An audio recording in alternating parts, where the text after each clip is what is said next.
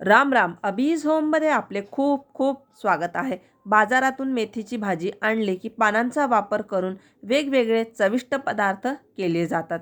तर आज आपण एक वेगळीच जरा हटके मेथीच्या देठांपासून चविष्ट खुडा म्हणजेच ठेचा पाहणार आहोत.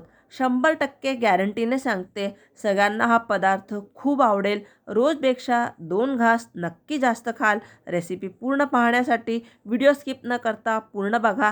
आवडल्यास लाईक करा. तर मेथीचे मी अशा प्रकारे हे देठ काढून घेतलेले, थोडेसे याला पानं राहिले तरी चालतील.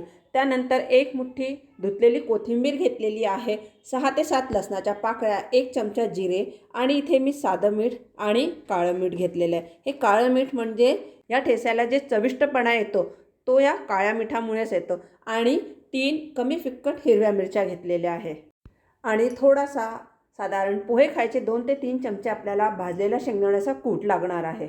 सगळ्यात आधी आपण हे जे मेथीचे देठ आहे यांना आपण सुरीच्या मदतीने किंवा कात्रीने कट करून घेणार आहोत. मला हे कात्रीने सोयीस्कर होत आहे, त्यामुळे मी हे कात्रीने कट करत आहे. या देठांमध्ये भरपूर एक तर फायबर असतं आणि त्यानंतर यामध्ये भरपूर पोषक तत्व असतात, प्रोटीन असतं. त्यामुळे आपण भाजी तर करतो पानांची फक्त, पण हे जे देठ आहे हे संपूर्ण आपले वाया जातात. तर एकदा तुम्ही ह्या प्रकारची रेसिपी नक्की ट्राय करून बघा. मी खरं सांगते, तुम्ही जेव्हा पण मेथी आणणार तेव्हा ह्या प्रकारची रेसिपी नक्की करणार. चला तर आता आपण ठेचा करायला घेऊया. त्यासाठी गॅसवर मी इथे तवा तापायला ठेवलेला आहे. तर कुठलेही पारंपरिक पदार्थ करताना नेहमी लोखंडी कढई किंवा तवाच घ्यावा. त्यामुळे काय होतं, एकतर आपल्याला हिमोग्लोबिन मिळतं आणि चव देखील खूप छान येते. तेल तापलं आहे. इथे ह्या प्रकारे मी हे देठ कट करून घेतलेले आहे ते घालू आणि साधारण 1-1.5 मिनटं आपण तेलामध्ये परतून घेऊ.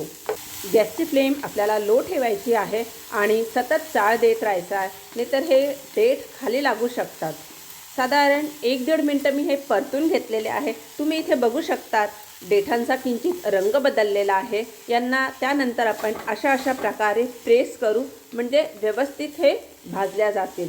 तर साधारण 1 मिनटं अजून मी हे देठ परतून घेतलेले आहे. आता यामध्ये घालूया आपण मिरच्या तुम्ही तिखट घेतल्या तरी चालतील. मिरच्यांना आपण अशा प्रकारे प्रेस करू म्हणजे मिरच्या लवकर होतील. मिरच्यांना किंचित अशा प्रकारे डाग लागले की यामध्ये आपल्याला घालायचं आहे लसूण आणि साधारण अर्धा मिनटं लसूण आपण मिरच्यांसोबत परतून घेऊ. लसूण घातल्यानंतर आपल्याला लसूण जास्त नाही परतायचा आहे, फक्त एक लसणाला उग्र वास असतो. त्यामुळे जर आपण थोडासा असा तेलामध्ये परतून घेतला तर तो वास कमी होतो. यात घालूया आता आपण जिरे आणि गॅस बंद करून घेऊ. हा तवा आपला गरम आहे आणि इतका शेक पुरेसा आहे. सगळं साहित्य आपण एका प्लेटमध्ये काढून संपूर्णपणे गार करून घेऊ. तर संपूर्ण साहित्य गार झालेलं आहे. इथे मी मिक्सरचं भांडं घेतलेलं आहे. यात आधी शेंगदाणे फिरवले होते. त्याच भांड्यामध्ये मी हे सगळं साहित्य घेतलं आहे. त्यात घालूया धुवून बारीक चिरलेली कोथिंबीर, साधं मीठ आणि काळं मीठ. काळं मीठ नसणार तुमच्याकडे तर तुम्ही सगळं आपलं रेग्युलर मीठ घातलं तरी चालेल, पण या पदार्थाला काळ्या मिठामुळेच छान चव येते. आणि व्यवस्थित वर खाली करून घेऊ. यात घालूया शेंगदाण्याचा कूट. पाणी न घालता ऑन ऑफ करत आपण हे फिरवून घेऊ. ऑन ऑफ करत किंचित मी अशा प्रकारे जाडसर खुडा फिरवून घेतलेला आहे. फिरवलेला खुडा आपण एका बोलमध्ये काढून घेऊ. तर ही नाविन्यपूर्ण रेसिपी आहे, पण खरं सांगू का, ही खूप जुनी आणि पारंपरिक रेसिपी आहे. पूर्वी भाज्या नसायच्या तर त्यावेळेस अशा प्रकारचे हे तोंडी लावण्याचे पदार्थ वेगवेगळे प्रत्येक घरी केल्या जात होते. तुम्हीसुद्धा ह्या प्रकारची रेसिपी नक्की ट्राय करून बघा. तर ही नवीन रेसिपी तुम्हाला नक्की आवडलेली आहे. आपल्या नातेवाईकांना, मित्रांना शेअर करून खारीचा वाटा उचला. चॅनलवर नवीन असणार तर चॅनलला सबस्क्राईब केल्यानंतर बेल आयकन दाबायला विसरू नका, म्हणजे येणाऱ्या व्हिडिओजचे नवीन नोटिफिकेशन सगळ्यात आधी आपल्याला मिळतील. पुन्हा भेटूया एका नवीन व्हिडिओसोबत.